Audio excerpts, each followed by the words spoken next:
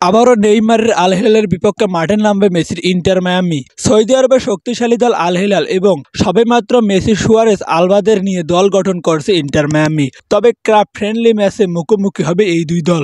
দুদিন পরেই রোনালদোর আল নাসরের বিপক্ষে মাঠে নামবে মেসির ইন্টার মায়ামি। তবে তার আগে বন্ধু নেইমারের বিপক্ষে মাঠে নামবে মেসি। ম্যাচটি অনুষ্ঠিত হবে 29 জানুয়ারি রাত 12টা অর্থাৎ 30 জানুয়ারি কিংডম স্টেডিয়ামে। রিয়াদ সেজন কাপের প্রোগ্রাম শুরু করেছে সৌদি আরব। তার সুবাদে মেসির ইন্টার মায়ামিকে দুটি ম্যাচ খেলার জন্য আমন্ত্রণ জানিয়েছে সৌদি আরব। একটি ম্যাচ 2 ফেব্রুয়ারি রোনালদোর আল নাসরের বিপক্ষে মাঠে নামবে। তার আগে 30 জানুয়ারি রাত 12টায় আল হিলালের বিপক্ষে মাঠে নামবে ইন্টার মায়ামি। তবে ইনজুরির কারণে এই ম্যাচে থাকছেন না Neymar junior. Messi, Neymar, Suarez এই তিনজনের বন্ধুত্বের কথা সবারই জানা।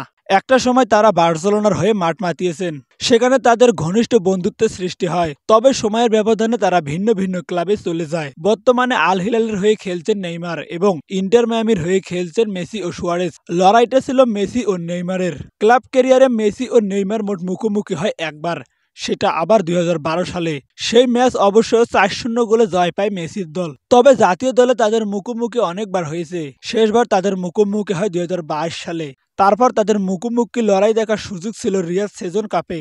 তবে সেটা আর হচ্ছে না, কারণ ইনজুরির কারণে নেইমারের জন্য এই ম্যাচটি কোনোভাবেই খেলা সম্ভব না।